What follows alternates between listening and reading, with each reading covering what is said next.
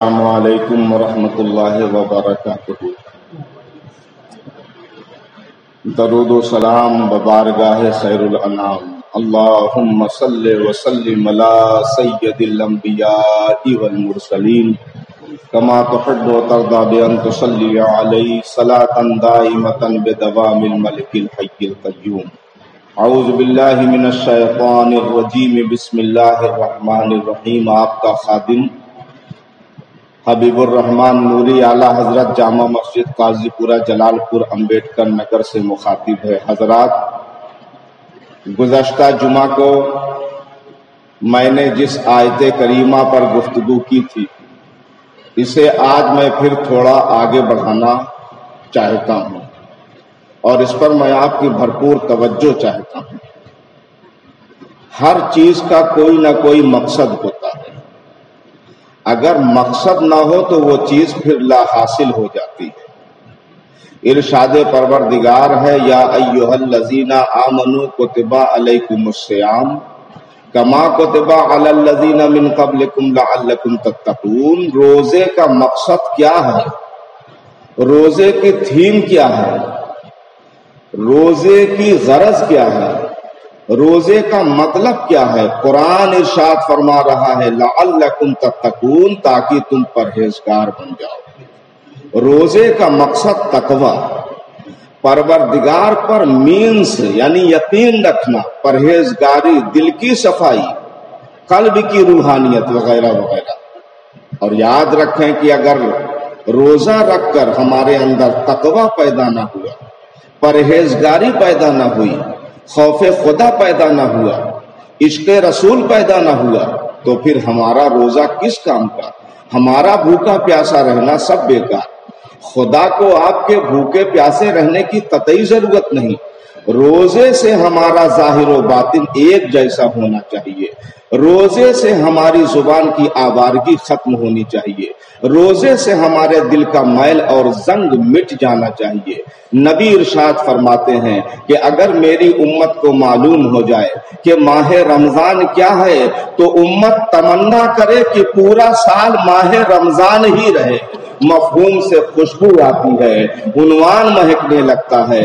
مفہوم سے خوشبو آتی ہے، عنوان مہکنے لگتا ہے۔ جب نام نبی کا لیتا ہوں، ایمان مہکنے لگتا ہے۔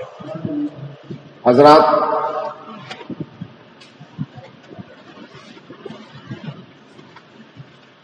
گزشتہ جمعہ میں نے ایک نقطہ اور آپ کی بارگاہ میں پیش کیا تھا۔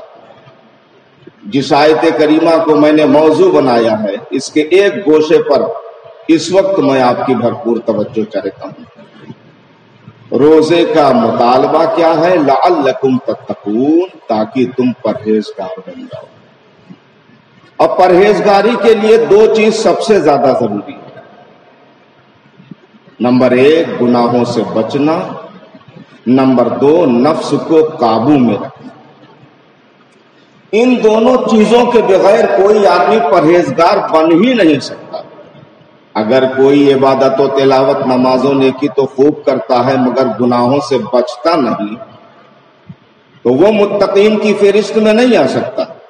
اسی طرح اگر کوئی نفس کا تابع ہے، نفس کا غلام ہے، اور یاد رکھیں کہ نفس بھی 6 قسم کا ہوتا ہے، نفس لوامہ سے لے کے نفس ذائقہ تک، اور نفس امارہ سے لے کے نفس مطمئنہ تک۔ نفس کو مارے بغیر، نفس کے کنٹرول کے بغیر کوئی آدمی پرہیزگار نہیں بن سکتا۔ روزے کے لیے پرہیزگاری شرط ہے، اور پرہیزگاری کے لیے گناہوں سے کنارہ کشی شرط ہے، اور نفس کی پیروی سے جدا ہونا ساری کامیابی کی ضمانت ہے۔ بقول ڈاکٹر اقبال، تیرے دریا میں طوفاں کیوں نہیں ہے، خودی تیری مسلمہ کیوں نہیں ہے؟ تیرے دریا میں طوفاں کیوں نہیں ہے، خودی تیری مسلمہ کیوں نہیں ہے؟ ابس ہے شکوہ تقدیر یزداں، تو خود تقدیر یزداں کیوں نہیں ہے؟ حضرات،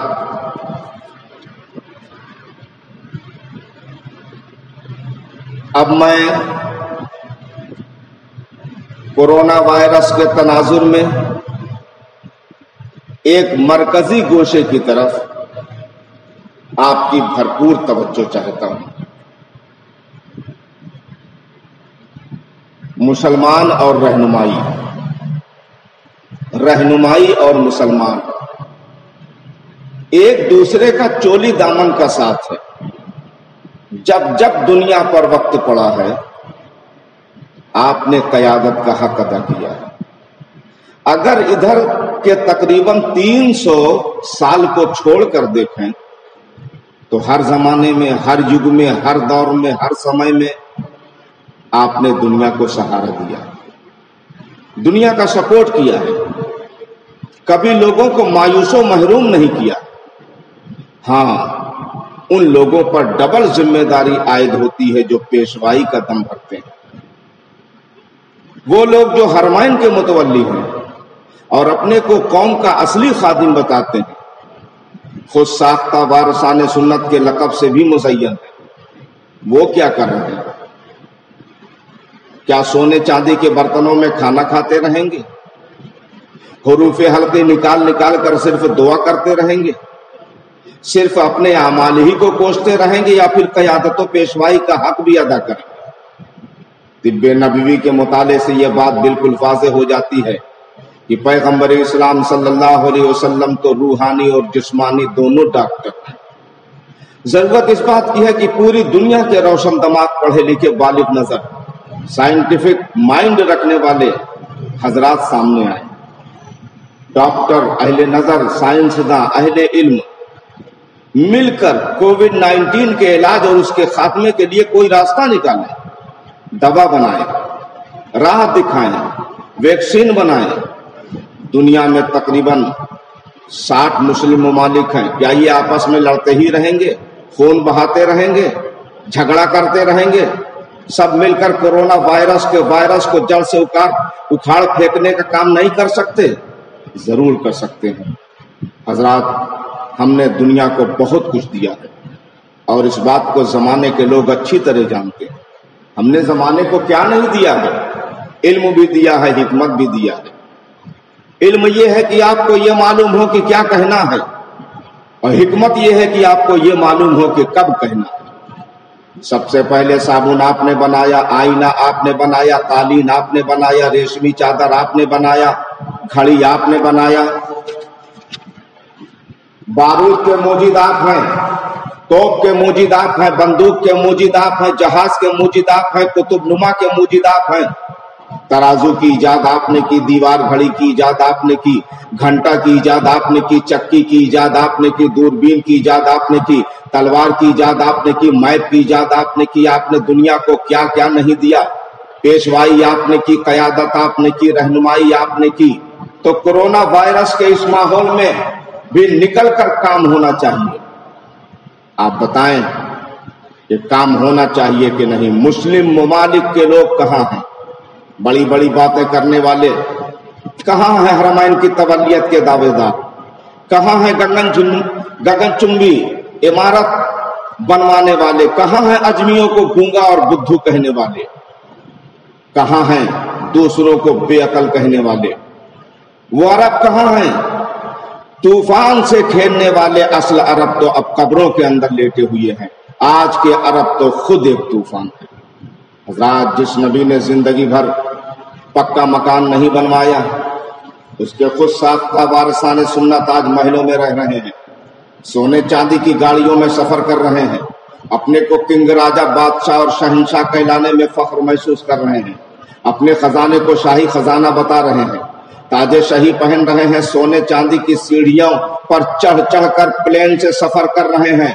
کوئی ان لوگوں سے ذرا پوچھے کہ یہ خزانہ جس پر تمہیں ناز ہے یہ تمہارے باپ کا نہیں ہے، فاطمہ کے باپ کا ہے.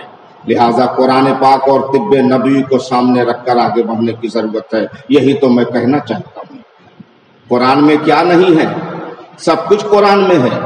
اگر آپ اس بات پر تیار ہو جائیں کہ آئی وش آئی کوڈ، میں کچھ کرنا چاہتا ہوں، میں کچھ خدمت کرنا چاہتا ہوں، تو قرآن پاک میں کیا نہیں ہے؟ فزکس قرآن میں ہے. سورہ رات پڑھ لو، کڑک والی سورہ سورہ دخان پڑھ لو، دھوئیں والی سورت سورہ نور پڑھ لو، اجالے والی سورت. آپ آمادہ تو ہوں، نو یور قرآن، آپ اپنی کتاب کو تو جانو. اگر آپ اپنی کتاب کو جان جاؤ گے تو دنیا کی ساری کتابوں کو جان جاؤ گے. इसलिए कि दुनिया की सारी किताबों में कुछ कुछ है, बहुत कुछ है, मगर याद रखें हमारे कुरान पाक में तो सब कुछ है। शब्बीर ने जो ऐलान किया, ऐलान न बदला जाएगा, और ताकत के कभी बलबूते पर ईमान न बदला जाएगा। है कौले मोहम्मद कौले खुदा, फरमान न बदला जाएगा, बदलेगा जमाना लाख मगर कुरान न बदला जाएगा। हजरात, कुरान में केमिस्ट्री भी है। सूरह अलग पढ़ लो, सोने बस्ता वाली सूरत, सूरह निसा पढ़ लो, औरत वाली सूरत, सूरह हलाका पढ़ लो, इंसान वाली सूरत। नूर भी कुरान में है, नूरानियत कुरान में है, हुकूक कुरान में है, हुदूद कुरान में है। ए जर्नी थोरो स्पेस जिसे कहते हैं, फिजाई सफर, कुरान में है। सूरह असरा पढ़ लो, मेराज का वाकया, सैर वाली सूरत। माफी कुरान में है, अदल कुरान में है, किसास कुरान में है, जिहाद कुरान में है, एस्ट्रोनॉमी कुरान में है। सूरह शम्स पढ़ डालो, सूरज वाली सूरत, सूरह कमर पढ़ डालो, चांद वाली सूरत, सूरह नज्म पढ़ डालो, सितारे वाली सूरत। हजरात, बायोलॉजी तो कुरान में भरी पड़ी हुई है।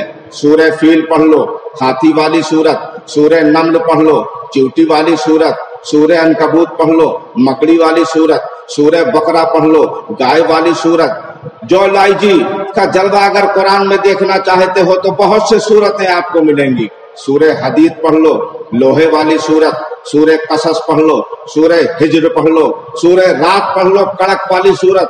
हजरात, तसाहुली छोड़ो, मायूसी छोड़ो, बेफिक्री छोड़ो, महरूमी छोड़ो, दूर न जाओ। The man gave wings to India, वो जात जिसने भारत को पंख दिया।